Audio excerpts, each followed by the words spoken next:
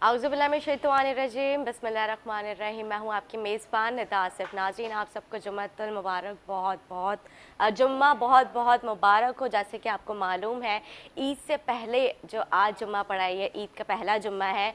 और जिस तरह से ईद के अब बाद जुम्मा आएगा, लेकिन आज का जो जुम्मा है, जुम्मे का जो आज का बाबरकत दिन है, ये एक बहुत ही फ़जीलत वाला दिन है। जिस तरह से आप और दिनों की मतलब और जितने भी जुम्मे आते हैं उसमें आप लोग इबादत करते हैं, लेकिन आज के जो जुम्मा है वो बहुत ही स्पेशल जुम्मा है, क्योंकि ये एक बहुत ही बड़ा दिन कहलाता है। इसमें आप लोग अल्लाह ताला से जो है जिस तरह से भी मांगना चाहें आज आप लोग मांग लें। अपने जो है सजदों में अपने आंसुओं के ज़रिए अल्लाह ताला से आज आप लोग मांगे। जैसे कि आपको मालूम है, अपने प्रोग्राम का आगाज़ करते हैं हम। आपको मालूम है ईद में तकरीबन 4 या 5 दिन रह चुके हैं, और इसके साथ साथ हमारे जो कराची के जो नौजवान हैं बहुत ही एक्साइटेड है, क्योंकि वो अपने जानवर लेकर आ चुके हैं। क्योंकि ईद जो है वो मतलब ईद, ये जो ईद उल अज़हा है, ये सुन्नत इब्राहिमी है। जिस तरह से आपको मालूम है अपने घर में जानवर लेकर आते हैं, उसका एक एक बाल का जो है हमें हिसाब देना है, उसकी किस तरह से आप लोग केयर करते हैं। इस हवाले से आज हम अपने प्रोग्राम में बात करेंगे कि आप जानवर लेकर तो आ जाते हैं, लेकिन उसकी केयर, उसको मोहब्बत, उसकी हिफाजत किस तरह से कर सकते हैं।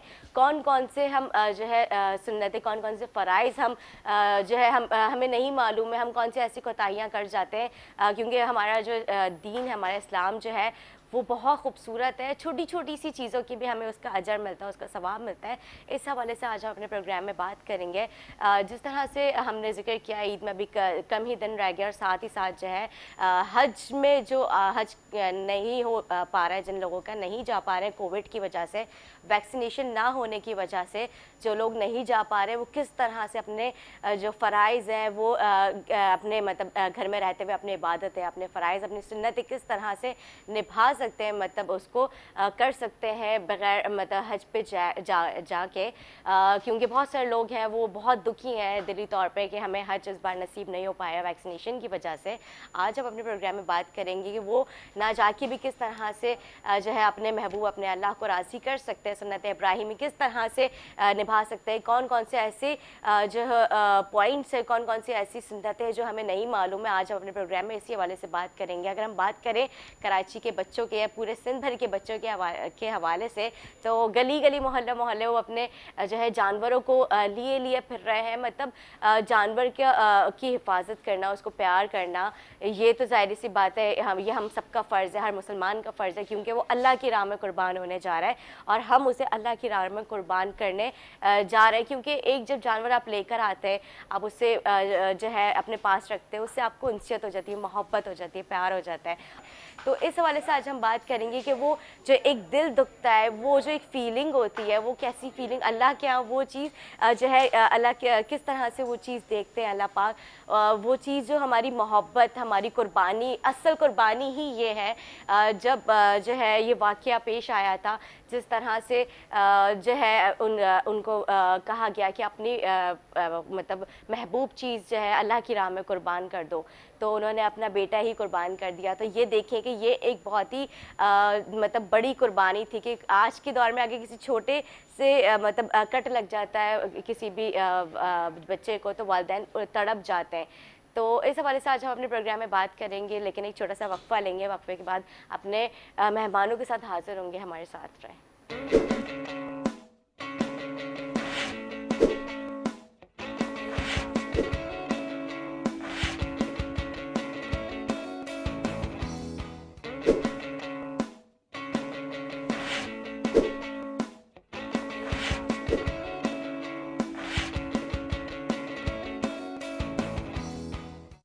वेलकम बैक नाजरीन, वेलकम बैक। जिस तरह से अभी मैं जिक्र कर रही थी हज कुर्बानी के हवाले से, किस तरह से हम जो है कुर्बानी कर सकते हैं, कि क्या क्या सुन्नतें हैं जो हमें नहीं मालूम है। बहुत ही बारीक मामला होता है जो कि आजकल के हमारे नौजवान जो कुर्बानी की तरफ मतलब अब उनकी इस्तात हो चुकी है, कुर्बानी करने जाते हैं, अपना जानवर लेने के लिए जाते हैं, उसकी किस तरह से हिफाजत कर सकते हैं, उसको किस तरह से जो है कुर्बान कर सकते हैं अल्लाह की राह में। और हज के हवाले से हम बात करेंगे कि हज क्या है बेसिकली।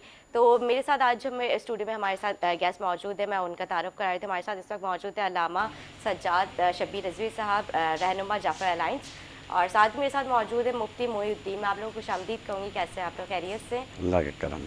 پہلے تو میں چاہوں گی شبیر صاحب آپ سے میں اسٹارٹ کروں. حج کے بارے میں چاہوں گی کہ آپ بتائیں کہ بیسکلی حج ہے کیا؟ اعوذ باللہ من الشیطان اللعین الرجیم. بسم اللہ الرحمن الرحیم. اسلام جو ہے ایک یونیورسل مذہب ہے. اللہ کا پسندیدہ دین ہے اسلام. اور اسلام میں عبادات جو ہے وہ ہر عبادت کا کوئی نہ کوئی مفہوم ہے اور کوئی نہ کوئی نظریہ ہے. جس طریقے سے تمام عبادات ہیں اس میں حج کو اللہ نے واجب قرار دیا ان لوگوں کے لیے جو استقامت رکھتے ہیں حج کرنے کی. جی. یعنی جن کے پاس اتنا پیسہ ہے اور اس کے کچھ قوانین جو اللہ نے مرتب کیے ہیں وہ حج جائیں. حج کا بیسیکلی اگر آپ مفہوم سمجھنا چاہیں تو یہ ایک بہت بڑی عبادت اور اجتماعیت ہے امہ کی. مسلم امہ کا سب سے بڑا اتحاد اور سب سے بڑے. دیکھیں نا آج ہم مسلمان جو ہیں فرقوں میں بٹے ہوئے ہیں. کوئی شیعہ ہے تو کوئی سنی ہے تو کوئی دیوبندی ہے. حالانکہ یہ دین کا حسن ہے، اس میں کوئی برائی نہیں ہے، مسالک ہیں سب کے محترم. مگر حج، ہاں بالکل، مگر حج کے مقام پر یہ تمام مسالک کو ایک طرف رکھ دیا جاتا ہے. تمام نظریات اور افکار کو ایک جگہ رکھ کے سب ایک ہی لباس میں، ایک ہی یونیفارم میں اللہ کی بارگاہ میں کھڑے ہو کے کہہ رہے ہوتے ہیں اللہم لبیک، اے اللہ میں حاضر ہوں، اے اللہ میں حاضر ہوں. یعنی یہ ایک ایسی اجتماعیت ہوتی ہے. پھر وہاں پہ اجتماعیت میں ایک تمام مسالک کے مسلمانوں کا ایک جگہ نماز پڑھنا، گو کہ ہر کوئی اپنے انداز سے پڑھ رہا ہوتا ہے مگر ایک ہی پیش نماز کے پیچھے نماز ادائیگی ہو رہی ہوتی ہے. تمام حج کے ارکان جو ہیں وہ ایک ہی جگہ ادا ہو رہے ہوتے ہیں. تو جہاں حج اپنے ایک افادیت رکھتا ہے، یعنی حج کی اہمیت یہ ہے کہ ہمارے امام زین العابدین علیہ السلام نے 25 حج پیادہ کیے تھے، پیدل حج کیے تھے. ہمارے ائمہ کی تاریخ دیکھیں تو کسی نے 24 حج کیے ہیں، کسی نے 26 حج کیے ہیں. تو حج جو ہے وہ ایک اجتماعیت کا پیغام ہے. عبادت تو ایسی ہے کہ معصوم فرماتے ہیں کہ جب حج کر کے انسان آتا ہے تو ایسے ہوتا ہے جیسے ایک پیدا شدہ بچہ، خدا اس کے تمام گناہ معاف کر دیتا ہے. دیکھیں نا اب حج کے ارکان کو جب آپ دیکھیں گی کہ کعبۃ اللہ کے گرد گھوم رہے ہیں اور یہ طواف کر رہے ہیں کہ اللہ میں حاضر ہوں، پھر صفا مروہ پہ چڑھنا اور اترنا، پھر یہ تمام جتنے بھی مراحل ہیں یہ سب شعار اللہ ہیں. یہ ہمیں اللہ کی یاد دلاتے ہیں اور اللہ سے قریب کرنے کا ذریعہ. بالکل آپ نے ٹھیک کہا. اور جب صفا اور مروہ کے جب وہاں پہ دوڑتے ہیں نا تو میں نے کافی لوگوں کے ساتھ دیکھا جو بیمار ہوتے ہیں، بزرگ ہوتے ہیں، لیکن قدرتی اللہ کی طرف سے ان میں ایک طاقت آ جاتی ہے، یہ ایک جذبہ قدرتی طور. دیکھیں یہ جتنی عبادات ہیں یہ عبادات میں ایک انسان کا نظریہ ہوتا ہے، یہ قدرتی اسٹیمنا. یعنی میں نے ایسے لوگ دیکھے ہیں کہ جو بیمار ہوتے ہیں، جو ویل چیئر پہ ہوتے ہیں، مگر حج پہ یا عمرے پہ جب جاتے ہیں تو ان کی بیماری ختم ہو جاتی ہے. یعنی حج انسان کی معراج ہے. کعبے سے بڑی کون سی، یعنی کعبے کی زیارت کرنا. کعبۃ اللہ ہماری، یعنی تمام مسلمانوں سے آپ پوچھیں گی کہ دل کی تمنا کیا ہے، وہ کہے گا کہ کسی طریقے سے میں کعبۃ اللہ عمرہ کر لوں، سرکار دو عالم صلی اللہ علیہ وسلم کی زیارت کر لوں، جنت البقیع کی زیارت کر لوں. ٹھیک ہے نا. تمام یہ جو جتنے ارکان ہیں حج کے یہ ہمیں اللہ سے قریب کرنے کا ذریعہ ہیں. ثواب تو اس کا تو کوئی حساب ہی نہیں ہے. ایک تو اللہ سے قریب کرنے کا ذریعہ ہے، دوسرے مسلمانوں کی، مسلم امہ کی اجتماعیت کا بہترین ذریعہ جو ہے وہ حج ہے. بالکل. مفتی صاحب آپ کیا کہیں گے؟ بسم اللہ الرحمن الرحیم. الحمدللہ رب العالمین والعاقبۃ للمتقین والصلاة والسلام علی سید الانبیاء والمرسلین والحمدللہ رب العالمین. ماشاءاللہ علامہ صاحب نے جس طریقے سے حج کے حوالے سے بیان کیا ہے، میں سمجھتا ہوں ضرورت تو نہیں ہے. بس آپ کے سوال کے پیش نظر ایک بات عرض کرنا چاہوں گا کہ حج کا اصل فلسفہ جو ہے نا عشق انتہا ہے. واہ. یعنی ایک عاشق جو ہے نا، جب عاشق پہلے تو عاشق کی ایک مزاج ہوتا ہے کہ وہ اقرار کرتا ہے کہ میں آپ سے محبت کرتا ہوں، اور وہ کلمہ طیبہ ہے، اور پھر جو اس کی تعریف کرتا ہے، جیسے وہ نماز ہے کہ اللہ کی تعریف کرے، پہلے اقرار کرے کہ ہم آپ کے بندے ہیں، آپ کی وحدانیت ہے، پھر جو ہے ان کی تعریف کرے نمازوں میں، اور پھر جو ہے روزہ رکھے اور بھوکا رہنا شروع کرے ان کی یاد میں، کہ جب محبوب نظر نہ آئے، محبوب قریب نہ ہو، تو انسان جس طریقے سے بھوکا رہنے لگتا ہے، بالکل اسی طریقے سے حج کا فلسفہ ہے کہ انسان بھوکا رہ کے جو اللہ کو راضی کرے، پھر زکوٰۃ کے ذریعے سے غریبوں میں تقسیم کر کے جو اللہ کو راضی کرے، جیسے کہ ایک عاشق کا کام یہ ہوتا ہے کہ وہ اپنے محبوب کو قریب کرنے کے لیے اس کے رشتہ داروں میں، اس کے چاہنے والوں میں گفٹیں تقسیم کرتا ہے، ان کو قریب ہے۔ تو بالکل زکوٰۃ کا کانسیپٹ بھی ایسا ہی ہے کہ اللہ کے قریب تر لوگ جو یہ مسکین غربا ہی ہیں، کہ اگر آپ اللہ کو کچھ دینا چاہے، اللہ کو کچھ پہنانا چاہے، اللہ کو کچھ، تو انہی غریب مسکین کو کھلا دے، پلا دے، پہنا دے، گویا کہ آپ نے اللہ کو دیا، اللہ کو پہنایا، اللہ کو سب کچھ کر دیا آپ نے۔ اور پھر جب عشق کی انتہا یہ ہے کہ جب عاشق کو نہیں ملتا اپنا محبوب، تو وہ پھر سب کچھ چھوڑ چھاڑ کے، دنیا، اس کی عمارتیں، خوش گھر بار چھوڑ کے جو ہے بیابان میں چلا جاتا ہے۔ تو حج کو اللہ نے رکھا بھی ایسے ایک مقام پر ہے جہاں پہاڑ ہی پہاڑ ہے، بیابان ہے، اور ایک کپڑے میں، نہ اس پہ سر میں کوئی کپڑا ہے، سر پہ کپڑا رکھنے کی اجازت نہیں، پاؤں میں جوتے پہننے کی اجازت نہیں، ایک کپڑے میں وہ جا رہا ہے، اور اس کی زبان پہ ایک ہی کلمہ ہے، لبیک اللہم لبیک لا شریک لک لبیک ان الحمد والنعمت لک والملک لا شریک لک۔ تو یہ تکبیرات یہ اس طرف اشارہ کر رہی ہوتی ہے کہ یہ عشق کی انتہا ہے۔ کہتے ہیں کہ ہمارے، جیسے حضرت نے فرمایا کہ ہمارے بزرگوں کی سب سے پہلی چاہ یہ تھی، آخری اور پہلی چاہ یہ تھی کہ ان کی کوشش ہوتی تھی کہ ان کا زندگی کا زیادہ تر وقت جو ہے وہ حرم میں گزرے۔ یہ تو ان کی وہ امت کی اوپر جو ہے ایک ذمہ داری ہے، امت کو راہ دکھانا، امت کو جو ہے اللہ سے جوڑنا، اس وجہ سے وہ یہاں مساجد مدارس میں نظر آتے ہیں، وغیرہ ان کا بس چلے تو یہ حرم میں ہی گزارے زندگی میں۔ امام اعظم ابو حنیفہ رحمۃ اللہ علیہ کے بارے میں مشہور ہے کہ 60 سے 65 حج کیے انہوں نے زندگی، مطلب جب سے بالغ ہوئے پھر کبھی بھی انہوں نے حج نہیں چھوڑا پوری زندگی میں، ہر سال حج فرماتے تھے۔ تو یہ حج ایک بہت بڑی عبادت ہے، اجتماعیت ہے، اور یہاں جا کے انسان ملتا ہے اور انسان کی تمام اختلافات دور ہوتے ہیں، معلوم ہوتا ہے وہاں پہ جا کے واقعی میں پوری امت ایک اللہ کے حضور سجدہ ذریز ہے اور ایک نبی کے امتی ہے، وہاں جا کے بالکل 57 اسلامی ممالک جو ہیں وہ یکجا نہیں ہو سکتے، مگر 2 ایونٹ ایسے ہیں، جیسے مفتی صاحب نے بڑی خوبصورت بات کہی، علامہ اقبال نے کہا نا، ایک ہی صف میں کھڑے ہو گئے محمود و ایاز، نہ کوئی بندہ رہا اور نہ کوئی بندہ نواز۔ تو اب جب عالم اسلام میں آپ مسلمانوں کے 57 اسلامی ممالک ڈھونڈیں گے، تو اب میرا سوال یہ کہ ان 57 اسلامی ممالک میں اسلام کا جھنڈا کون سا ہے؟ ہر ملک کا اپنا اپنا جھنڈا ہے، ٹھیک ہے نا؟ اب اسلام کا جھنڈا کون سا ہے؟ تو اسلام کا جھنڈا بھی وہیں سے آئے گا جہاں پہ آپ حج کرتے ہیں۔ بالکل صحیح بات۔ کعبے سے ایک میرے نبی کا بیٹا آئے گا، یعنی امام مہدی علیہ السلام جب ظہور فرمائیں گے تو وہ جو پرچم لیے ہوں گے وہ اسلام کا پرچم ہوگا، اور کعبے سے آپ کا جو ہے وہ ظہور ہوگا۔ تو حج 2 ہی مقامات ایسے ہیں جہاں یہ اسلامی ممالک آپ کو ایک طریقے کے نظر آتے ہیں، ہر رنگ و نسل کے آدمی۔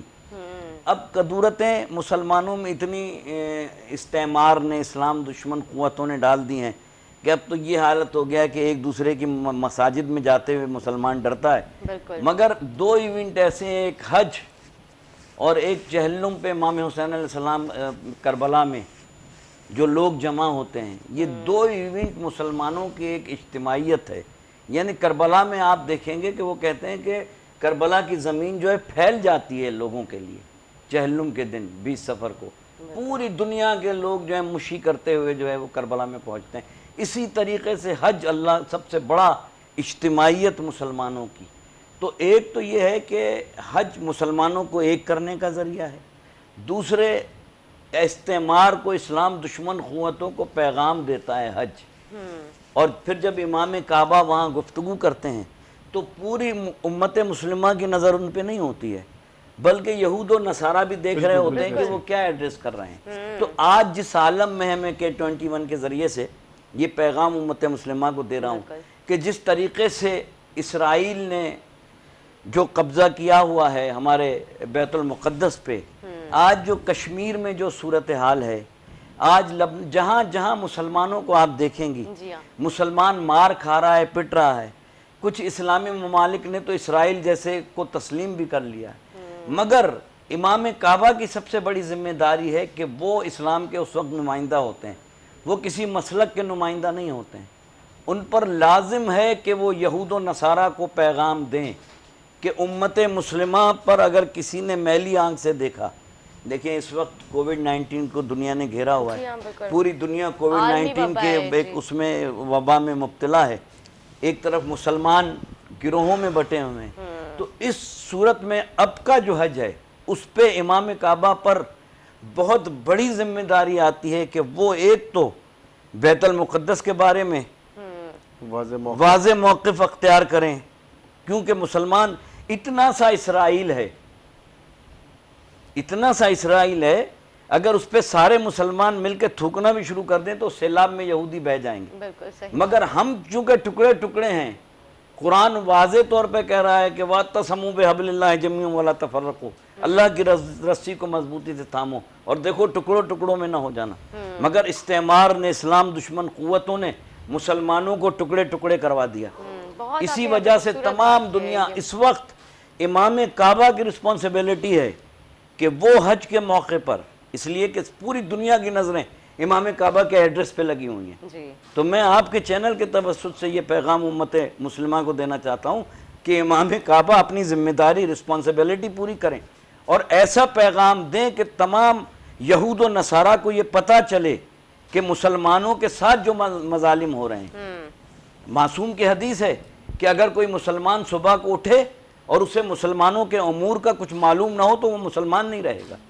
مسلمانوں کے امور سے ہم لا علم ہیں کہ مسلمان پہ کہاں ظلم ہو رہا ہے، کہاں مسلمان بھوکا ہے.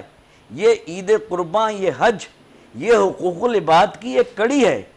تو امام کعبہ ایسا ایڈریس دیں، ایسا پیغام دیں کہ یہود و نصارہ ہل جائیں. اچھا، میں نے تو یہ بھی سنا ہے کہ مطلب ہمارے یہاں جب قربانی ہوتی تو اپنے جو گھر کے جو چھوٹے بچے آپ انہیں باقاعدہ قربانی دکھائیں تاکہ ان کا خون، وہ جو ہم جانور جو ذبح کرتے ہیں اس کا خون ہے، وہ دیکھ کے ان کے دل مضبوط ہو. تو ایسا بھی ہے؟ نہیں، ایسا تو کچھ نہیں ہے، بس یہ ہے کہ یہ تو طبیعت کی باتیں ہیں. بس بچے تو دیکھیں، بچوں پر تو اسلام کی کوئی حکم نافذ نہیں ہے نا. بچوں کو تو ہم جیسے تربیت کریں گے، یہ تو خیر ایک مطلب طبیعت کی باتیں ہیں کہ بعض لوگوں کو خون سے، جانور وغیرہ کے خون سے جو ہے ڈر لگتا ہے. طبیعت کی بات ایک یہ الگ مسئلہ ہے کہ جو قربانی کرنے والا اپنے ہاتھوں سے قربانی کرے اس کی نیکی زیادہ ہے، اس کو اجازت ہے، اس کو نیکی زیادہ ہے اس پر. مگر یہ نہیں کہ بچوں کو پھر وہ الگ مسئلہ ہے اس سے کوئی. اچھا، جس طرح سے ابھی آپ نے دیکھا کہ کووڈ کے ہم اس سے عالمی ایک وبا سے گزر رہے ہیں، ایک دور سے گزر رہے ہیں اور یہاں پہ بے روزگاری بڑھ چکی ہے. جو چند لوگوں نے مطلب قربانی، ظاہر سی بات ہے ابھی بہت سارے لوگ ہیں جو قربانی نہیں کر پا رہے اپنی جو ہے استطاعت کو دیکھتے ہوئے، تو جنہوں نے مطلب اپنا ایک اماؤنٹ رکھا ہوا ہے اور وہ مطلب آؤٹ آف رینج آ رہا ہے جانور، تو وہ ان کی قربانی قبول ہوگی؟ دیکھیں، جناب بی بی ام سلمہ سلام اللہ علیہ امہات المومنین فرماتی ہیں کہ میں نے سرکار سے دریافت کیا کہ یا رسول اللہ، جس کے پاس پیسے نہ ہوں، کیونکہ کووڈ-19 کی وجہ سے پوری دنیا، صرف پاکستان نہیں، پوری دنیا میں ایک بحران آیا ہے، بزنس ختم ہو گئے ہیں، کاروبار ختم ہو گئے ہیں، فیکٹری بیٹھ گئی ہیں، لوگوں کے پاس کھانے کو نہیں ہے. تو بی بی فرماتی ہیں کہ معصوم نے فرمایا کہ اگر کسی کے پاس پیسے نہیں ہیں تو وہ ادھار لے کے قربانی کرے، ان کے ادھار کی ادائیگی کے ذمہ دار ہم ہیں. یہ احادیث آپ کو متعدد کتابوں میں معصوم کی طرف سے ملے گی. بس جہاں تک فقہی اصطلاح میں، جیسا کہ مفتی صاحب تشریف فرمائیں کہ فقہی اصطلاح میں جو قربانی کے قابل ہے، یعنی وہ اس معیار پہ اترتا ہے کہ وہ مسکین نہیں ہے، وہ نادار نہیں ہے، ٹھیک ہے نا. یعنی میں نے جیسے یہ معصوم کی حدیث بیان فرما دی کہ ادھار، یعنی وہ یہ سمجھ رہا ہے کہ میں ابھی ادھار لے لوں، تھوڑے دن کے بعد میں اس کی ادائیگی کر دوں گا، تو وہ ادھار لے کے، اب تو اتنے اچھا نظام آ گیا ہے ہمارے تمام مسلمانوں کے مسالک میں کہ حصہ ڈال دے. نہیں حصہ ڈال سکتا پوری قربانی کر سکتا ہے پوری قربانی کرے، نہیں کر سکتا تو اپنے مرحومین کی طرف سے کچھ جا کے قربانی کر لے۔ ہمارے فقہ جعفریہ میں تو مرحومین کی طرف سے بھی قربانی کر سکتے ہیں اور اپنی طرف سے بھی قربانی کر سکتے ہیں۔ اہل و عیال کی طرف سے اگر ایک ہی قربانی کر لے، یعنی پورے گھر والوں کی طرف سے ایک ہی آدمی قربانی کر دے تو قربانی ہو جائے گی، اور اگر نہیں کر سکتا تو حصہ کر دے، حصہ کر سکتے ہیں آپ۔ اب تو ایک گائے میں 7 حصے ہو جاتے ہیں، تو آپ اس میں حصہ کر لیں، اور حصہ کی بھی اس طرح نہیں ہے طاقت تو پھر اسلام میں جبر نہیں ہے۔ پھر اللہ سے دعا کریں کہ آئندہ سال اللہ تعالیٰ اتنی توفیق دے، مگر دل میں ایک تمنا ہونی چاہیے کہ ہمیں قربانی کرنی ہے کسی بھی طریقے سے۔ یہ اچھا، یہ کیوں، یہ کانسیپٹ کیوں ہے، یہ لاجک میں جو آپ کو دے رہا ہوں کہ نہیں دل میں یہ رکھے کہ مجھے قربانی کا بیسک کیا ہے، تھیم کیا ہے، کہ قربانی ہے کیا؟ قربانی یہ ہے کہ اللہ نے، جیسے مفتی صاحب نے بڑی خوبصورت بات کی کہ ہر عبادت کا کوئی نہ کوئی مفہوم ہے اور کوئی نہ کوئی لاجک ہے۔ زکوٰۃ کس لیے ادا کرتے ہیں؟ تاکہ غرباء و مساکین کے کام آئے۔ فطرانہ عید پہ ہم کیوں دیتے ہیں؟ تاکہ غریب اور مساکین کے کام آئے۔ اسی طریقے سے اللہ نے جتنی عبادات رکھی ہیں اس میں غرباء اور مساکین کا خیال رکھا ہے۔ یعنی قربانی یہ نہیں ہے کہ آپ نے قربانی کی اور ڈی فریزر میں سارا گوشت رکھ دیا اور آپ کی قربانی نہیں۔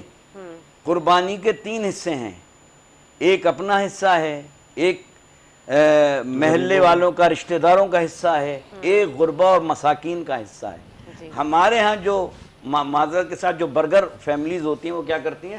قربانی کی اور مفتی صاحب سارا گوشت ڈی فریزر میں۔ بالکل، ابھی تو پھر اس کا مقصد اور مفہوم کیا رہا؟ اللہ کہہ رہا قربانی اس لیے کرو کہ میں ایسے گھرانوں کو، ابھی میں آپ کو لسٹ دے سکتا ہوں کہ ایسے گھرانے ہیں جنہوں نے پورا سال گوشت نہیں کھایا ہوتا۔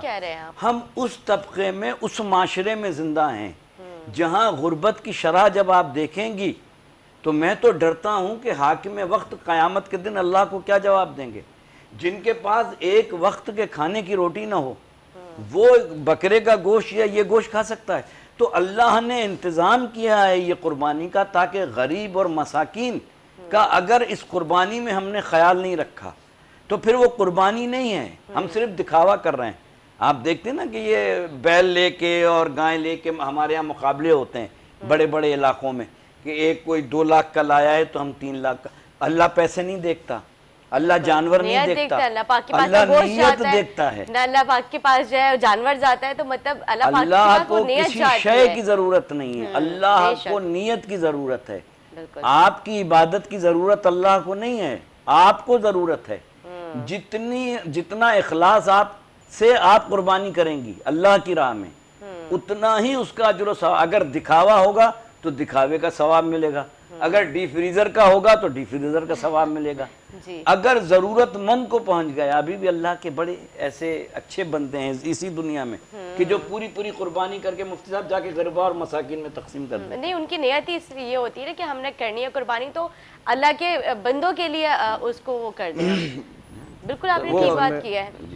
مسئلہ یہ ہے کہ یہ جو عشورہ یہ جو حج کا جو عشرہ ہے، اس عشرے میں حج کے بعد سب سے بڑی عبادت جو ہے قربانی۔ جی، صحابہ اکرام رضی اللہ تعالیٰ عنہ نے نبی کریم صلی اللہ علیہ وسلم نے پوچھا کہ یا رسول اللہ کیا ہم قربانی کریں؟ تو آپ علیہ الصلوۃ والسلام نے فرمایا کہ بالکل کرو، یہ تمہاری باپ کی سنت ہے، ابراہیم کی سنت ہے۔ تو آپ نے فرمایا کہ یا رسول اللہ کیا اس کی نیکی ہمیں ملے گی جو قربانی ہم کر رہے ہیں؟ تو آپ صلی اللہ علیہ وسلم نے فرمایا کہ 1 بال کے برابر 1 نیکیاں ملے گی جانور کی۔ سبحان اللہ، اتنی بڑی عبادت ہے۔ امی عائشہ صدیقہ طاہرہ مطہرہ رضی اللہ تعالی عنہ فرماتی ہیں کہ اس قربانی میں سب سے بڑی عبادت جو ہے اللہ کے نزدیک سب سے خوبصورت، سب سے پسندیدہ صدقہ جو ہے وہ جو ہے قربانی ہے، یعنی خون بہانا جانور کی اللہ کے راہ میں۔ اسی طریقے سے نبی کریم صلی اللہ علیہ وسلم نے حضرت فاطمہ الزہرا رضی اللہ تعالیٰ عنہ کو فرمایا کہ بیٹی جب قربانی کرو تو جانور کے قریب رہا کرو۔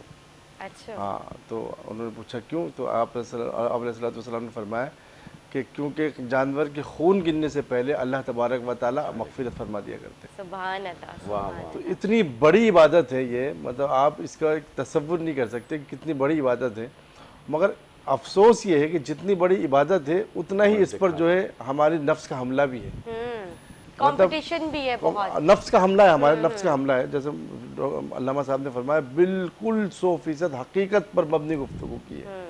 یہ ایک المیہ ہے، مطلب ایک تباہی کے دہانے پر کہ اتنے پیسے خرچ کر کے، اتنے پیسے لگا کے، اتنی محنت کے بعد صرف گوشت کھانے کے لیے اگر ہم قربانی کریں تو قربانی کی ضرورت کیا؟ پھر آپ قربانی نہ کر کے جو ہے آپ ویسے دکانوں سے لے لیں. جی ہاں بالکل. قربانی کا اصل کانسیپٹ یہ ہے کہ اللہ راضی کب ہوں گے؟ اللہ تبارک و تعالیٰ. دیکھیں اسلام یہ تو کہتا ہے کہ جتنی اللہ نے آپ کو صلاحیت دی ہے، جتنا آپ کے پاس پیسے، آپ اس حساب سے اپنے آپ کو فٹ رکھے، اپنے اوپر خرچ کریں، اپنے اولاد پہ خرچ کریں، کوئی کا بات نہیں ہے. مگر بعض عبادت ایسی ہے کہ جہاں پہ صرف اپنے کو ترجیح دینا جائز نہیں ہے.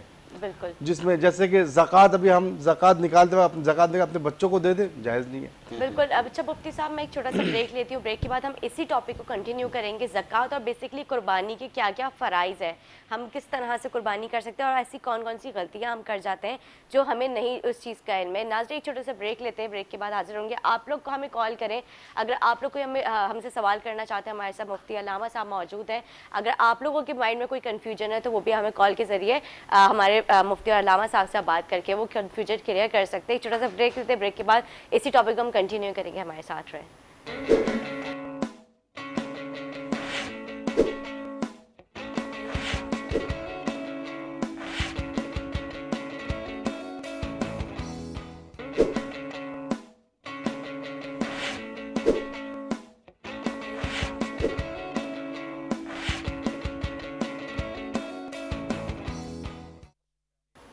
ویلکم بیک ناظرین، ویلکم بیک. میں چاہوں گی ہم اسی ٹاپک کو کنٹینیو کریں جس طرح سے میں نے ذکر کیا تھا.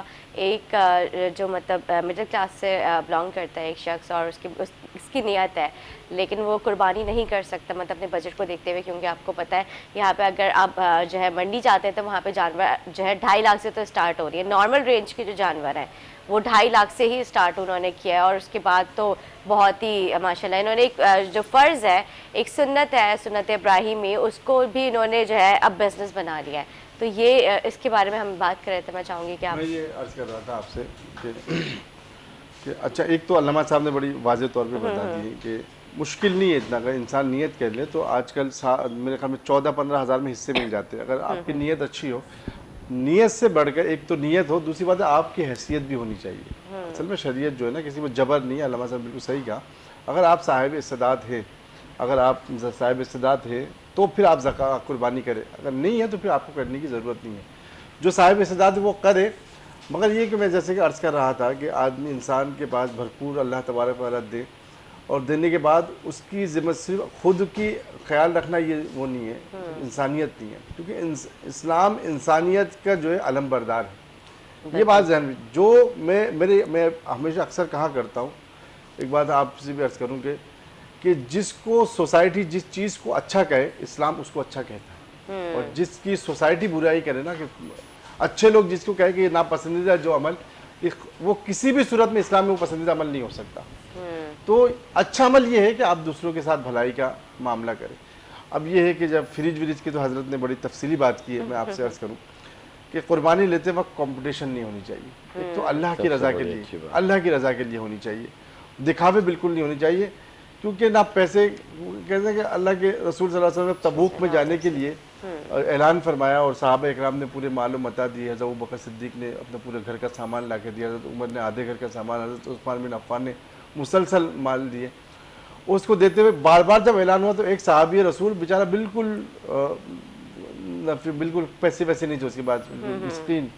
انہوں نے جا کے یہودی کے پاس جو 2 سیر کھجور پر جب مزدوری کر کے شام میں کھجور لے کر جب مسجد نبوی پہ تشریف لائے، آگے دیکھا کہ مسجد نبوی میں سامان کا ڈھیر لگا پڑا ہے.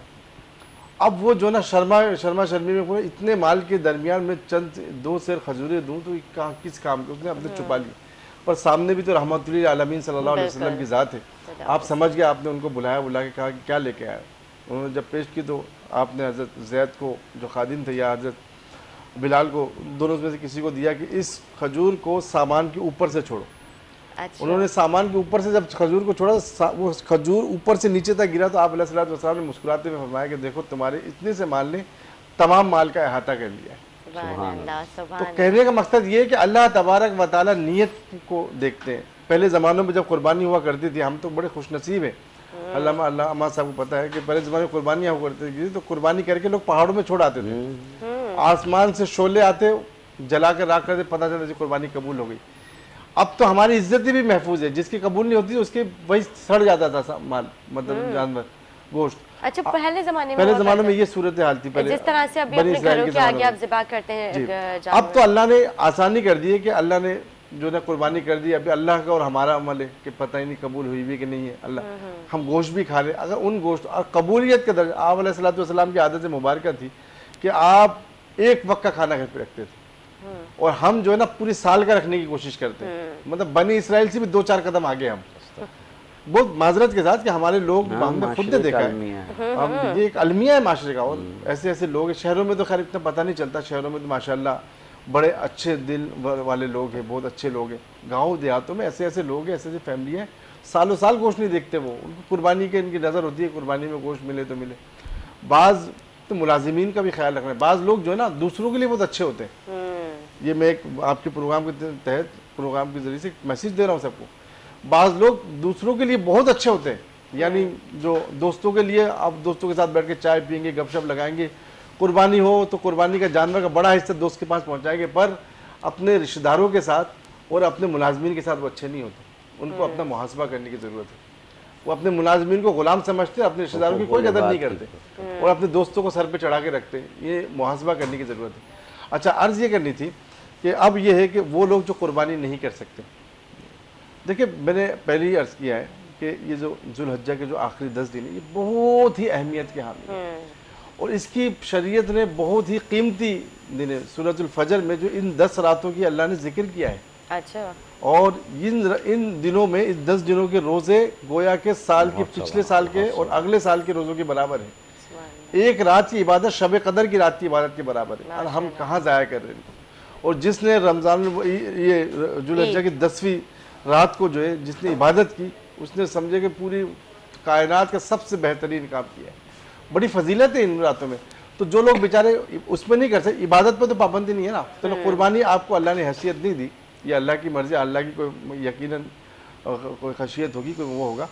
मगर ये है कि आप जो ये कुर्बानी नहीं करने की वजह, बाकी जो अय्याम है, इन अय्याम में इबादत पे तो कोई पाबंदी नहीं, आप खूब ज़्यादा इबादत करें, अल्लाह तबारक व तआला को मनाएं।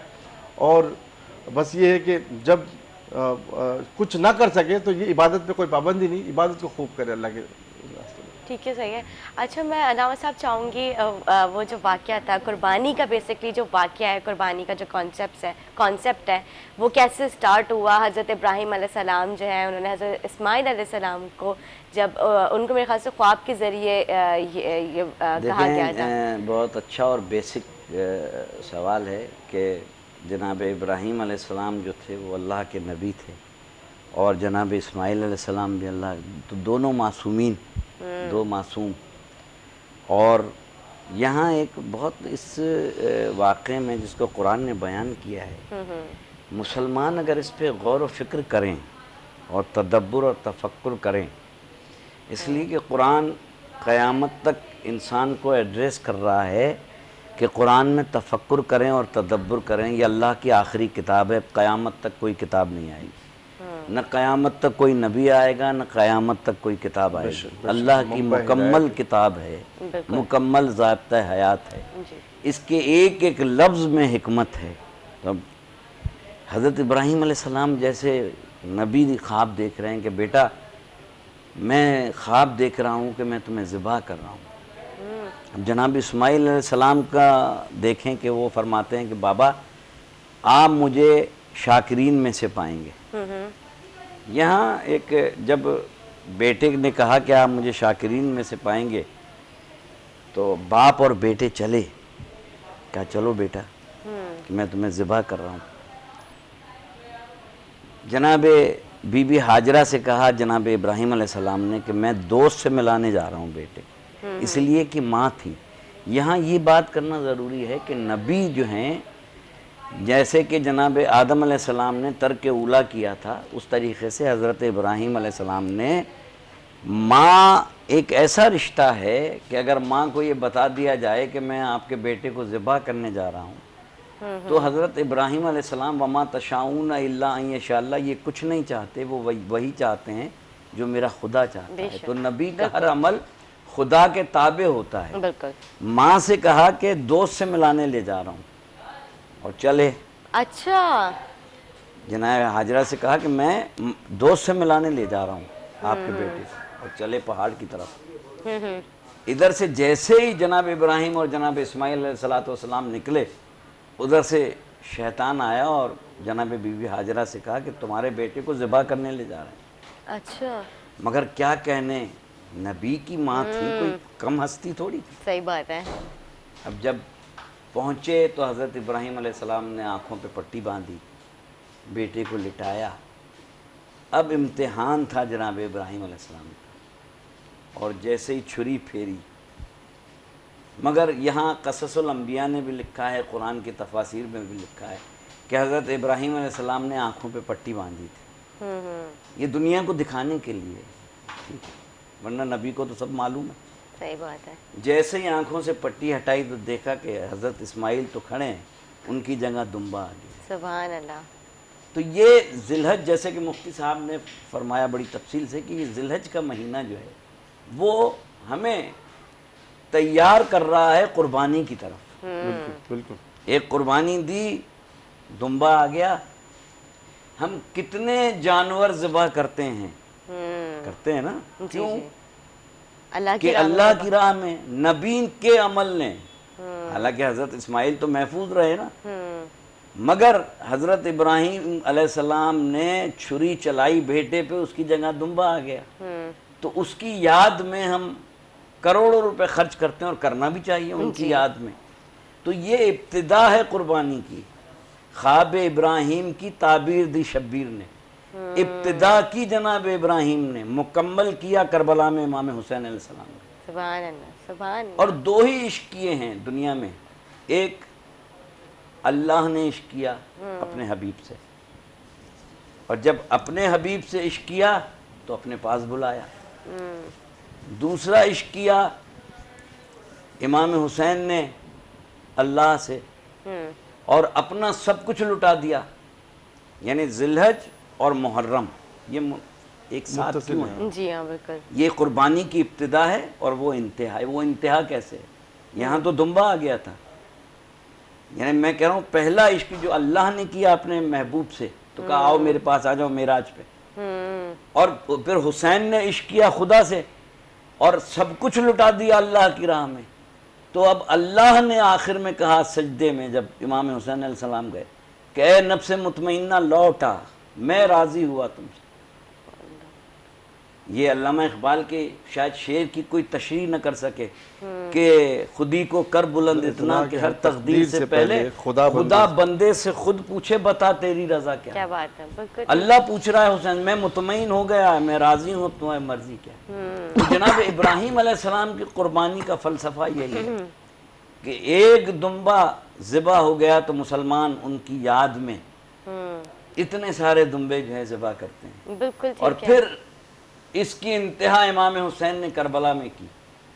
تو جس طریقے سے ہم جناب ابراہیم علیہ السلام کی یاد مناتے ہیں، ایک دمبے کی جگہ پہ ہم اتنی قربانی کرتے ہیں، تو جس نے اپنا پورا گھر بار کربلا میں لٹا دیا، تو اس کی یاد بھی اسی طریقے سے منانی چاہیے جس طریقے سے ہم عید الاضحیٰ پہ قربانی جانور کی دے کے مناتے ہیں۔ صحیح بات ہے، بالکل۔ اسی طریقے سے جو انتہا کر دی امام حسین نے، ایاں سر شہادت کی اگر تفسیر ہو جائے، علامہ اقبال، جی جی، اگر تفسیر ہو جائے مسلمانوں کا روزہ، مسلمانوں کا کعبہ روزہ شبیر ہو جائے، ایاں سر شہادت کی اگر تفسیر ہو، ابھی تک مسلمانوں کو نہ جناب ابراہیم علیہ السلام کی قربانی سمجھ میں آئی ہے، نہ امام حسین علیہ السلام کی قربانی سمجھ میں آئی۔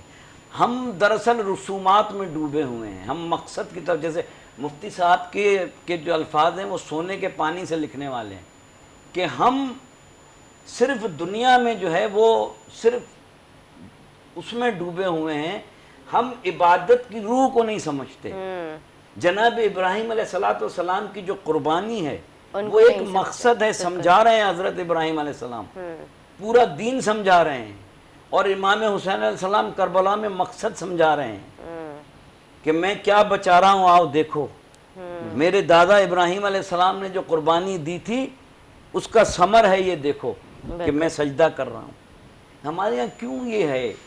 मुफ्ती साहब से मैं के खिदमत में अर्ज़ करूँगा आपकी वो कि हर खुशी में सजदा, बिल्कुल, है और ना, गम में सजदा, भी सिजदा, और हर सही गम में बात है। सजदा, सही बात है। यानी इब्तिदा भी अल्लाह सिजदा है, इख्तिताम भी सजदा। सिजदा। और सजदा कौन सा? मारिफत वाला सजदा, वो सजदा जिससे अल्लाह राजी हो, दिखावे वाला सही नहीं। बात है। जैसे कुर्बानी का जानवर दिखावे वाला दिखावे नहीं वाला होगा। नहीं होना चाहिए। सही बात। मुसलमान तो ये सोचे बैठा है कि मैं जानवर पे बैठ के पुलिस रात से गुजर जाऊंगा, ठीक है ना। सवाइक़ मौरिखा में इब्न हजर मक्की अलैहि रहमा ने किताब लिखी है, कड़कती हुई बिजलियाँ, सवाइक़ मौरिखा, उर्दू तर्जुमा भी हुआ है। उसमें पूछा किसी मोतबर तरीन सहाबी ने कि या रसूलल्लाह, बाल से भी बारीक, तलवार से भी ज़्यादा तेज़ इस पुलिस रात से गुजरेगा कौन? तो हज़रत अबू तालिब के बेटे मौलाए कायनात तशरीफ़ फरमा थे, सरकार ने शाने पे हाथ रख के कहा कि जिसके पास अली का जवाज़ होगा वो पल भर में गुजर क्या जाएगा। बात है। तो हमें इन लोगों के सीरत को समझना है। अगर हज़रत इब्राहीम अलैहिस्सलाम की कुर्बानी के रुमूज़ को हासिल करना है तो न गोश्त, न खून, न खाल, न दिखावा, न दिखावा, न शोबाजी, न पैसे। देखिए कितना कन्फ्यूजन माशरे में क्रिएट होता है मुफ्ती साहब कि एक बराबर में जो हमसाया है वो 4 लाख का बैल लाया है, मेरे पास तो इतने पैसे नहीं है। अब मेरे बच्चे देख के जो है उसको घड़ी घड़ी मुझसे कह रहे हैं कि देखे बराबर वाला तो ले आया, हमारे पास तो कुर्बानी का जान। इस्लाम मसावत की बात करता है, इस्लाम कहता है मसावत, यानी इस्लाम ये कहता है कि सरकार ने फरमाया अपने सहाबी से कि देखो, कहा मेरे हमसाए के हुकूक क्या हैं, हम तो हमसाए को गोश्त तक नहीं देते बकरीद का, पूछते ही नहीं है कि पूछते उनके ही घर नहीं में है क्या बराबर चल रहे हैं, में क्या कि वो मसले खा रहा है कि नहीं खा रहा। सही बात है। सरकार ने फरमाया कि जो अपने लिए पसंद करो वो हमसाए के लिए। वही हमसाए के लिए पसंद। देखें मुफ्ती साहब ने तायीद भी कर दी मेरी, वही हमसाए के लिए पसंद करो। कहा सर या रसूलल्लाह, अब देखिए हिकमत, या रसूलल्लाह मेरे माँ बाप आप पर कुर्बान हो, वो तो मुसलमान नहीं है। कहा फिर भी यही हक है कि जो अपने लिए पसंद करो वही अपने हमसाए के लिए पसंद करो। कहा कि या रसूलल्लाह मैं इतनी ताकत नहीं रखता, खुदा की कसम मैं कुर्बान हो जाऊँ इस इस्लाम पे।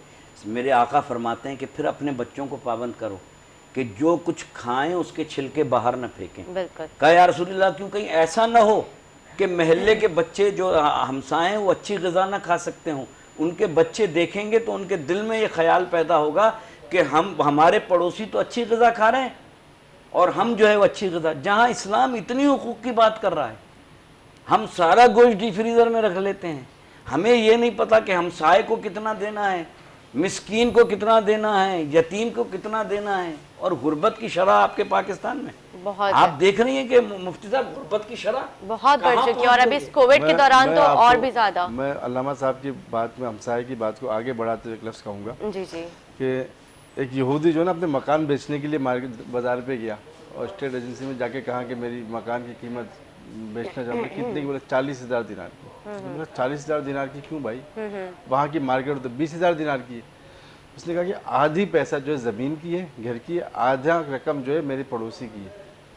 तो बोले भाई पड़ोसी की? बोलेगा मेरा पड़ोसी जो है अब्दुल्ला इब्न मुबारक, मुहद्दिस आज़म। बोले अब्दुल्ला इब्न मुबारक जो है मेरे वो है।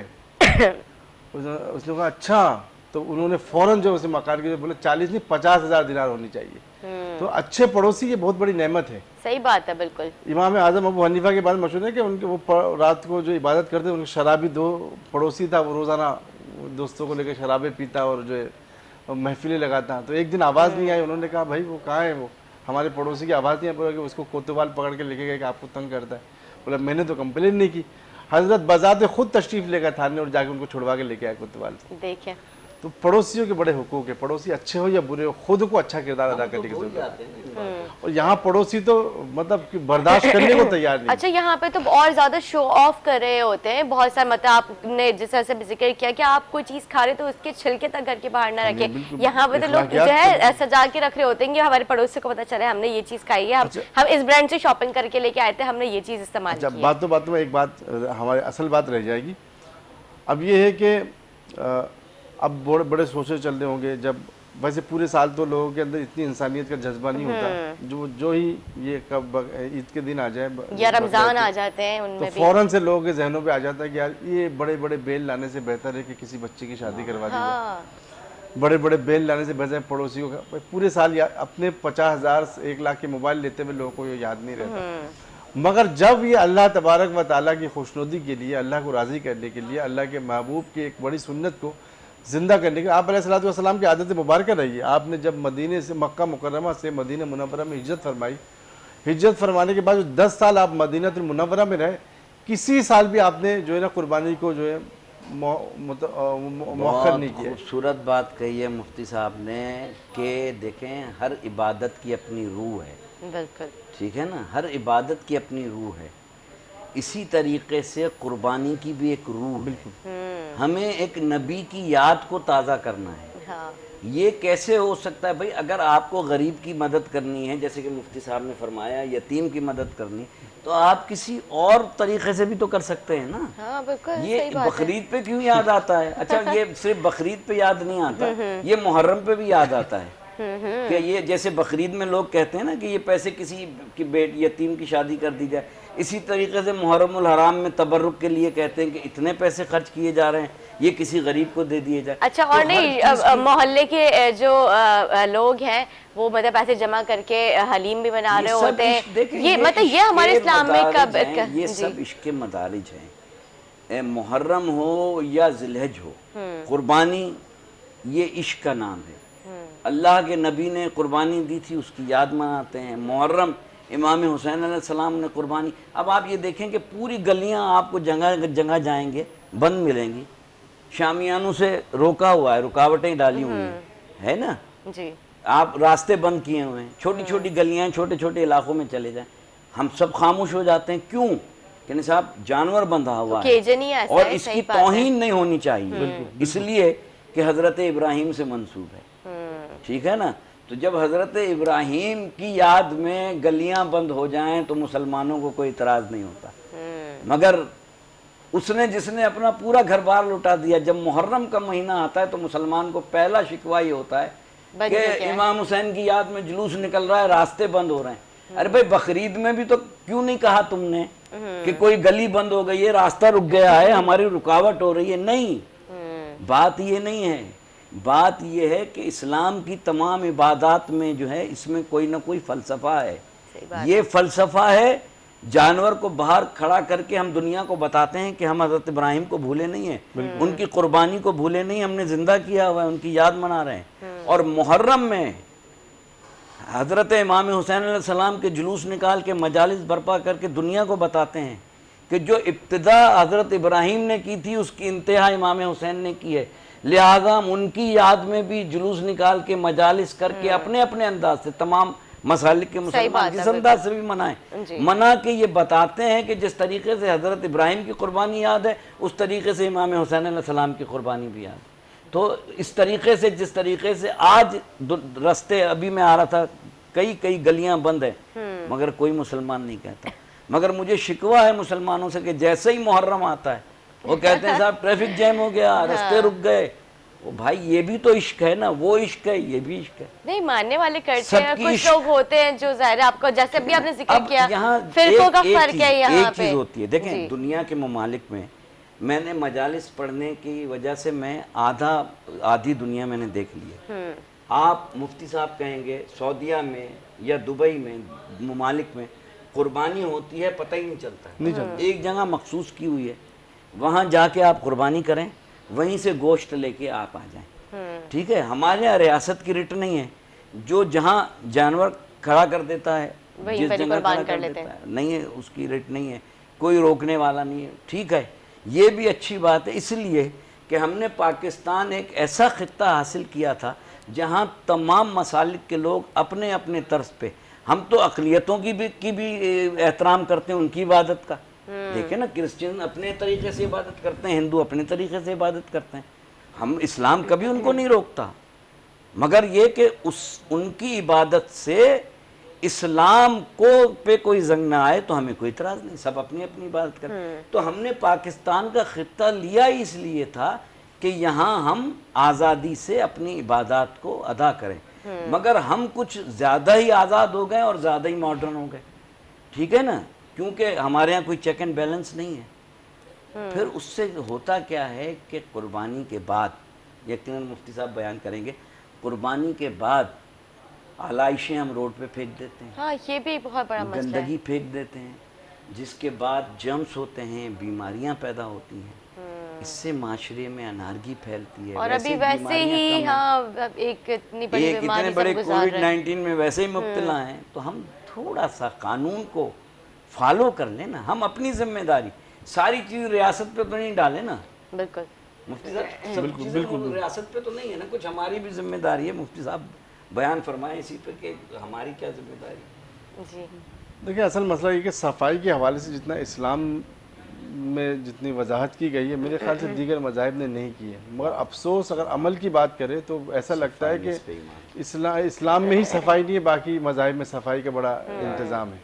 یہ بڑا ایک افسوس کا مسئلہ ہے، مقام ہے. جبکہ صفائی نفس ایمان ہے. ہم مسلمان ہیں اور ہمارے مسلمان ہونے کی حیثیت سے ہماری عبادت کو دیکھو کتنی صفائی ستھرائی کے ساتھ. آج کووڈ کا مسئلہ ہے تو کووڈ نے جن چیزوں کی طرف اشارہ کیا یہ چیزیں کر لی جائے، 1400 سال سے ہم تو وہ کر ہی رہے ہیں، مگر پھر بھی ہم پر جو ہے زیادہ کہ ہم انفرادیت جو ہے نا ہم پر غالب ہے.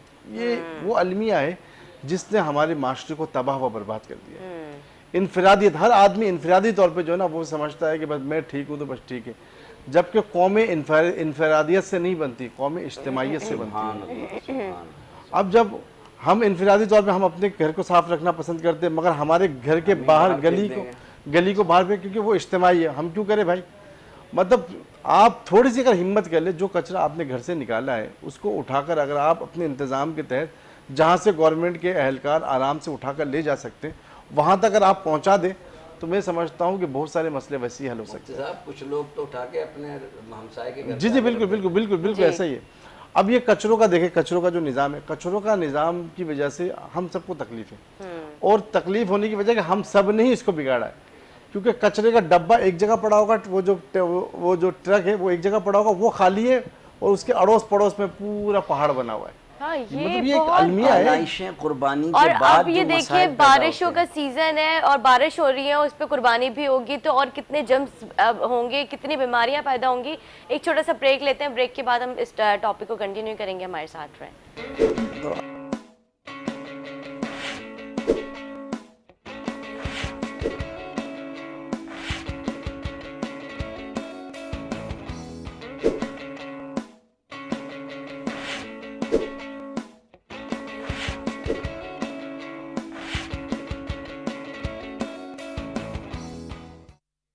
ویلکم بیک ناظرین، ویلکم بیک.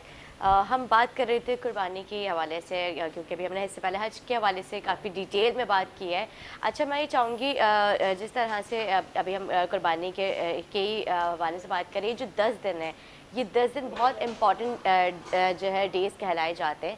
میں چاہوں گی آپ اس کو بیان کریں، کن کن چیزوں کا ہمیں خیال رکھنا ہے، جیسے ناخن نہ تراش ہو جائے، بال نہیں کٹوائے جائیں، تو اور اس کے علاوہ کون کون سی ایسی چیزیں. پہلے میں چاہوں گی مفتی صاحب آپ بیان کیجئے، پھر میں شبیر صاحب سے میں چاہوں گی. دیکھیں اس میں آپ نے 2 چیزیں تو آپ نے بتائی دی ہے کہ ایک تو ناخن نہ تراشے جائیں، بال نہ کٹوائے جائیں، اور اس کے علاوہ دیکھیں جتنی عبادت میں فوکس دے سکیں. اس کے بعد صدقات کیے جائیں، رحم دلی کا مظاہرہ کیا جائے. جیسے کہ یہ ایک بہت اچھی بات یہ کہ یہ جہاں قربانی ہے، قربانی کے 10 دن جو ہوتے ہیں عموماً لوگ نوجوان جانور انہوں کو لے کے آتے ہیں، تو ان جانوروں کا بھی بہت خیال رکھیں. ایسے نہیں کہ جانوروں کو جو بہت ایک اچھی بات یاد آ گئی درمیان میں، کہ جانوروں کو لے کے جو واک کرواتے ہیں، ہم دیکھتے ہیں عموماً کہ دوڑتے ہیں، دوڑنے کے بعد جو خدا نہ کئی ایسے واقعات پیش آتے ہیں کہ وہ جانور ان کے قابو پہ نہیں رہتا، جس کی وجہ سے بہت سے لوگوں کو تکلیف ہو جاتی ہے. بچے زد میں آ جاتے ہیں، بوڑھے، ہمارے ضعیف خواتین، مرد زد میں آ جاتے ہیں، زخمی ہو جاتے ہیں. تو ان چیزوں کا خیال رکھنا ہم ایک مسلمان تو اپنی جگہ ایک انسان ہونے کی حیثیت سے بھی ہمارا ایک اخلاقی فریضہ ہے کہ ہم اس چیزوں کا خیال رکھیں اور جانور کا احترام کریں. دیکھیں یہ جانور جو ہے نا اتنی پاکیزہ جانور ہے جو اللہ کے راستے میں ذبح کیے جائے, اللہ کی قربانی کے لیے لائے جائے. ان جانوروں کے بارے میں اللہ کے رسول نے فرمایا کہ ان جانور, فقہ حضرات فرماتے, علماء کرام فرماتے کہ ان جانوروں کو اگر گابن ہے اور دودھ والی ہے تو ان کو دودھ کو دھو کر پیس بھی نہیں سکتے ہم, صدقہ کرنا پڑے گا اس کے. اگر وہ اونٹنیاں وغیرہ پہلے جو ہوتی تھی تو ان کو وہ جو بال کاٹ کے جو استعمال میں لاتے تھے, بولے کہ ان جانوروں کے بالوں کو بھی آپ استعمال میں نہیں لا سکتے, خود اپنے ذاتی استعمال میں نہیں لا سکتے, اس پہ سواری نہیں کر سکتے آپ ان جانوروں کو, بلکہ ان کی جتنی خاطر تواضع کی جائے اتنا ہی کم ہے اس کو مطلب. اور پھر اسلام کی دیکھیں, اسلام کتنے ایک رحم دلی کا مذہب ہے, کتنی خیال رکھتا ہے کہ ایک جانور کے حوالے سے بھی کہ جب کاٹنے کا مرحلہ آ رہا ہے تو اسلام یہ کہہ رہا ہے کہ بہت تیز چھری سے کاٹو تاکہ اس کو زیادہ اذیت کا سامنا نہ کرنا پڑے. کہ یہ نہیں کہ بعض لوگ جو نا وہ اناڑی کسائی ہوتے ہیں بیچارے, وہ کاٹ ہی رہے. میں چاہوں گی اس ٹاپک کو, یہ ایک آپ نے کسائی کا بہت ہی اچھا ٹاپک اٹھایا ہے, میں چاہوں گی اس کے اوپر, میں کافی ٹائم سے بھی میں سوچ رہی تھی میں اس حوالے سے پروگرام کروں اور آج مجھے اتفاقی بات ہے موقع مل گیا. پہلی بات تو میں یہ کلیئر کر دوں کہ فقہ جعفریہ میں نہ بال کاٹنے کی ممانعت ہے نہ ناخن کاٹنے کی ممانعت. اچھا جی, پہلی چیز تو یہ کلیئر کر لیں. دوسری چیز جیسے کہ مفتی صاحب نے فرمایا کہ جانور بے عیب ہونا چاہیے, بالکل اس میں کسی قسم کا عیب نہ ہو, کوئی نقص نہ ہو, اس لیے کہ اپنے اللہ کی راہ میں جو چیز دی جا رہی ہے وہ بالکل بے عیب ہونی چاہیے. سینگ ٹوٹا نہ ہو, آنکھ اس کی وہ کاڑا نہ ہو, کوئی لنگڑا نہ ہو, کسی کان قسم کٹا کا ہوا نہ ہو, بے عیب جانور ہو. دوسرے بات, اہم بات یہ ہے کہ اس کا خیال رکھنا, اس کا خیال رکھنا بہت زیادہ ہے. ہمارے ہاں خاص طور پہ جو ہے مسلمانوں میں جب جانور آتا ہے تو ہم بے قابو ہو جاتے ہیں. تیسری بات یہاں ہم نے عموماً یہ دیکھی ہے, جیسے مفتی صاحب نے فرمایا, بہت اچھی بات فرمائی کہ عید کے دنوں میں ہر خاص و عام قصائی بن جاتا ہے. یہی میں چاہوں گی اس کے اوپر بات کرنا کہ کچھ اقلیتی برادری کے سے بھی تعلق رکھنے والے لوگ ہیں, پتہ ہی نہیں چلتا, جو ہے ان دنوں میں کسائی بن جاتے ہیں. اور کیونکہ ظاہر ہے ہم تکبیر پڑھتے ہیں اور ہمارے یہاں جس طرح سے بہت کو یہ بھی نہیں معلوم کہ دعا پڑھی جاتی ہے, حضرت ابراہیم علیہ السلام کی دعا تمام مسالک میں ایک ہی ہے, کوئی الگ الگ نہیں ہے. وہ دعا پڑھنے کے بعد قبلہ رخ کر کے اس کو جانور کو لٹا کے اور پھر اس کے بعد جیسے کہ مفتی صاحب نے بہت عمدہ بات فرمائی کہ تیز چھری سے اس کو ذبح کیا جائے, نہ کہ جانور کو تکلیف دی جائے, اذیت نہ ہو. اور دوسرے یہ کہ جب آپ اتنا مہنگا جانور لے آئے, اتنا اچھا جانور لے آئے مفتی صاحب, تو پھر قصائی بھی اچھا لے آئے. بالکل ایسا قصائی ہو جو پروفیشنل قصائی ہو. اس سے یہ ہوتا ہے کہ جو اناڑی قصائی ہوتا ہے وہ فائدے کے بجائے نقصان دے جاتا ہے. تھوڑے سے پیسے کم لے گا آپ سے اور اس سے گوشت بھی خراب ہوگا, اور سب سے زیادہ گوشت کو تو چھوڑیں, جانور کو اذیت تکلیف ہوگی. اس لیے کہ اس جانور کا احترام ہم پہ لازم و ملزوم ہے. ہم اس کو, یہاں تک کہ فقہا نے لکھا ہے, اس کو مار نہیں سکتے, اس کو تکلیف نہیں دے سکتے. کیوں؟ اس لیے کہ منسوب ہو گیا جناب ابراہیم علیہ السلام کے ساتھ. تو اب یہ بات تو طے ہو گئی کہ جو شعار اللہ ہے, اللہ کی کہ اس سے منسوب ہو جائے جانور, وہ قابل احترام ہوتا ہے. چاہے وہ گائے ہو, چاہے وہ بکرا ہو, چاہے وہ کوئی بھی جانور ہو, چاہے وہ گھوڑا ہو, اگر کسی امام سے منسوب ہو جائے تو وہ قابل احترام ہو جاتا ہے. جس طریقے سے حضرت ابراہیم علیہ السلام سے جانور منسوب ہو جائے تو وہ قابل احترام ہوتا ہے. کیوں بھائی؟ وہ وہاں تو دمبا آیا تھا, ہم اس جانور کا کیوں احترام کر رہے ہیں؟ آپ کہیں گے نہیں, اس لیے کر رہے ہیں کہ جناب ابراہیم سے منسوب ہے. جس طرح سے ذوالجناح ہے, ہاں, تو جو بھی جانور جس سے منسوب ہو جائے وہ قابل احترام ہو جاتا ہے. کیوں؟ اس لیے کہ وہ نبی سے منسوب ہے. کوئی امام سے کوئی جانور منسوب ہو جائے اس کا بھی اتنا احترام ہوتا ہے. صحیح بات ہے. اور دوسری چیز یہ کہ عموماً کچھ لوگ ہمارے اس معاشرے میں ریاکاری کر کے اپنی اس عبادت کو جو ہے وہ ضائع کر دیتے ہیں. اور ریاکاری سے بڑا, مفتی صاحب فرمائیں گے کہ ریاکاری گناہ کبیرہ ہے. اور ریاکاری یہی ہے آج کل سب سے بڑا ٹرینڈ جو ہمارے معاشرے میں, وہ یہی ہے کہ ایک بھائی دوسرے بھائی کو نیچا دکھا رہا ہے. بالکل ٹھیک کہہ رہے ہیں. اچھا، اور اسی طرح کے معاملات جو ہے مطلب جب ہم پروگرام کر رہے ہوتے ہیں، ہم پروگرام سے پہلے اپنا عوام سے فیڈ بیک مانگتے ہیں، تو اس سے باقاعدہ ہمیں جو میسیجز موصول ہوتے ہیں اس میں ایک صاحب نے مطلب کافی ابھی اس کے اوپر جو ہے مطلب وائرل بھی کلپ چل رہا ہے، تو وہ کہتے ہیں کہ آپ اس کے اوپر پروگرام کریں. جو لوگ منڈی میں جانور قربانی کے لیے اسے تو لینے کے لیے جاتے ہیں، وہاں پہ لیکن جا کے جعلی نوٹ پکڑا دیتے اور جانور لے کر آ جاتے ہیں. تو یہ کتنا مطلب ہمارا دین، ہمارا اسلام اس بارے میں کیا کہتے ہیں؟ ان کی قربانی ہو سکتی ہے اس میں، یا جو ہے مطلب وہ مطلب ویسٹ ہو گیا ان کا مطلب اس طرح کا عمل؟ آپ یہ اسلام میں اس چیز کی اجازت نہیں ہے، تو 2 نمبر ہی کیا، یہ تو مطلب یہ دھوکے کے زمرے میں آ رہا ہے. یہ اور اسلام میں دھوکے کا تصور ہی نہیں ہے. آپ اس کو مطلب یہ کہ قربانی کو تو چھوڑے، اس نے جو حرکت کی ہے، اور حرام کے مال سے کس چیز کی قربانی. احادیث میں ہے کہ ایک شخص جو ہے، وہ پہلے زمانوں میں تو حج کرنے لوگ جاتے تھے تو وہ پیدل جاتے تھے. بولے ایک شخص سفر کرے حج کے لیے جائے، اور اس کو جب کعبہ میں پہنچے تو اس کے بال جو ہے بالکل بھپنے پڑے ہو، مطلب اس کے بال پرغندہ بال ہو، داڑھی الجھے ہوئے ہو، بالکل گندے مٹی میں لپٹا ہوا ہو، اور وہ تھکا ہار اس کا چور ہو، اور پھر وہ کعبۃ اللہ کی طواف کر رہا ہو. پھر اللہ اس کی طواف کو قبول نہیں کریں گے. بولے کیوں؟ وجہ اس کے کہ مال حرام کا تھا اس کا. تو سب یہ ہو ہی نہیں سکتا کہ آپ کے حرام کے مال سے زکوٰۃ وہ. اور پھر ریاکاری کے بارے میں آپ کو عرض کروں کہ دیکھیں، ریاکاری جو ہے نا، وہ سمجھے کہ ایک آگ ہے. اور ہماری جو عبادت ہے نا، یہ سوکھی بھوسا ہے، بھوسا. اور بھوسا جس طرح آگ قریب سے بھی گزر جاتا ہے، بھوسے میں فوراً سے آگ لگ جاتی ہے، اور اچھے خاصے، اور صحیح سے لگ جائے تو پورا بھوسا جل بل کے ختم.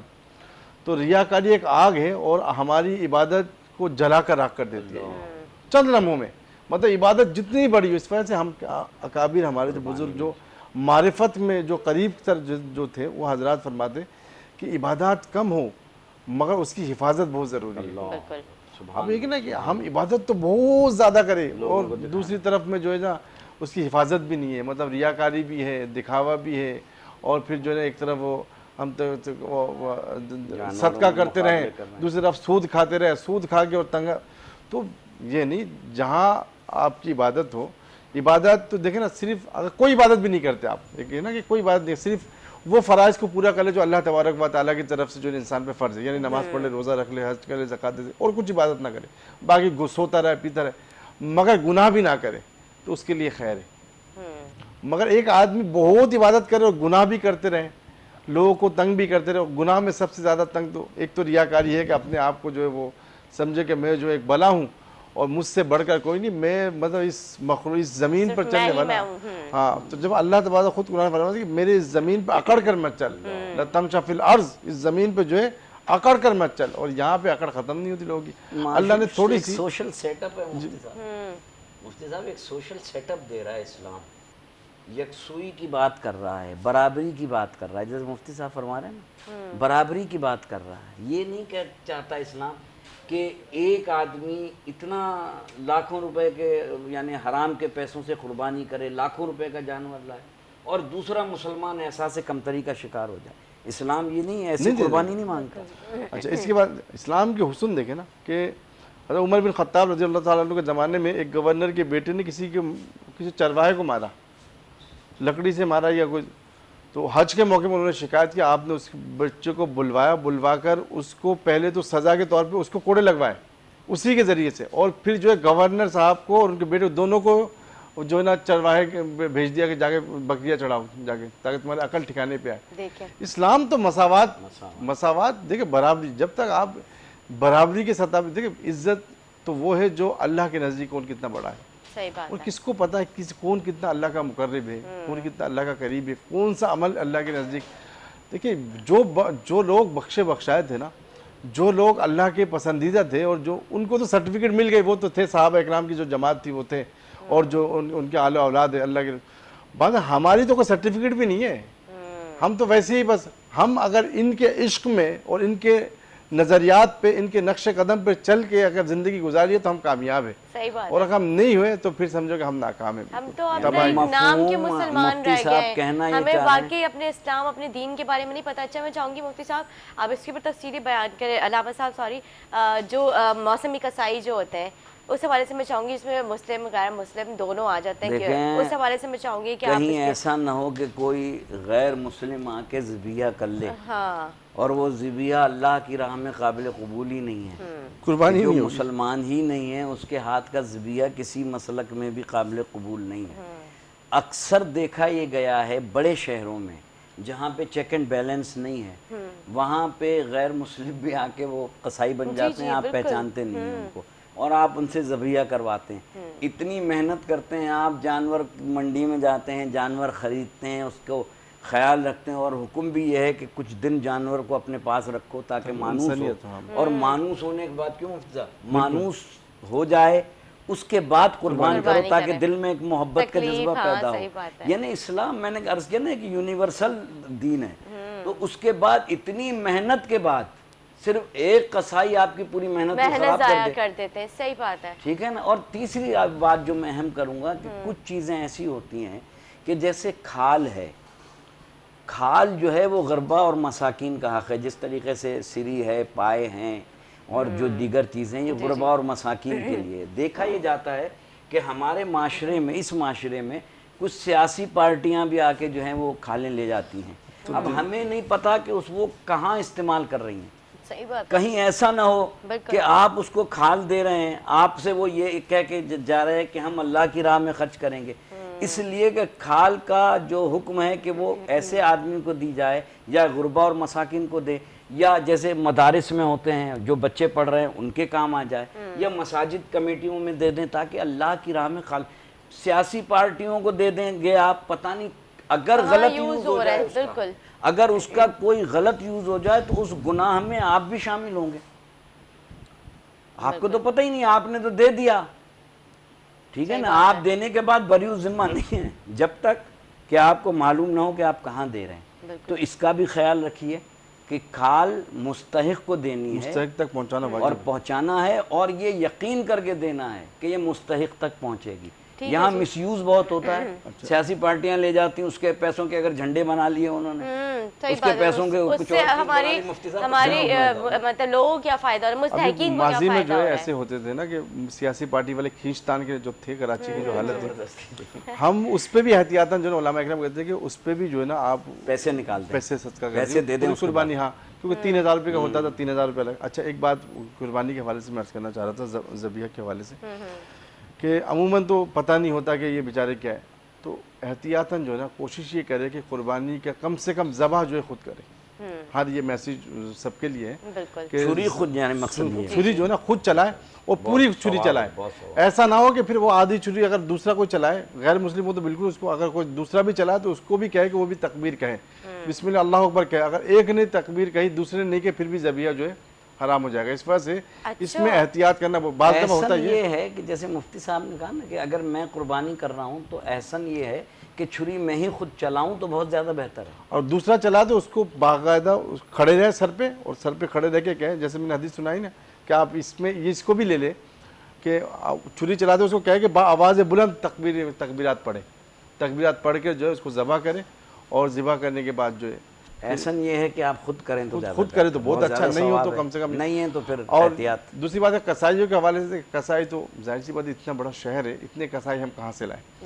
तो मगर ये है कि जितना एहतियात हो सके, जितना अच्छा हो सके, और बस ये है कि खुद निगरानी पे करवाए तो इंशाल्लाह अच्छा है। ज़बह पे तो अच्छा एक मसला रह गया दरमियान में कि सिर्फ मर्दों पर कुर्बानी वाजिब नहीं है। बिल्कुल, मैं यही इसी के ऊपर मैं आना चाह रही थी कि खवातीन के लिए तो क्या मसला ये है कि हमारी खवातीन पे ज़्यादा कुर्बानी वाजिब है। वजह ये बताऊं मैं आपको कि मर्दों के पास तो अमूमन बैंक में जो पैसे, वही पैसे बेचारों के पास, उनके पास अपने ज़ाती पैसे कम होते हैं। खवातीन के पास खवातीन के ज़ेवरात की सूरत में इतने पैसे होते हैं कि वो उन पर वाजिब हो चुका होता है कुर्बानी, क्योंकि आजकल 1 तोला भी सोना हो, क्या ख्याल है हज़रत? बिल्कुल 1 तोला सोना हो तो उस पर कुर्बानी बिल्कुल वाजिब है, क्योंकि 52.5 तोला चांदनी के पैसे तो हो ही जाते हैं। मुफ्ती साहब ने अहम मसले की तरफ जो भी मकसद मुफ्ती साहब कहना ही चाह रहे हैं कि औरत या मर्द जो भी इस्तकामत रखता हो कुर्बानी के लिए, ज़रूरी नहीं है कि मर्द करे। अगर कफ़ील मर्द है और ख़वातीन हैं तो कर सकते हैं। अगर मर्द नहीं है,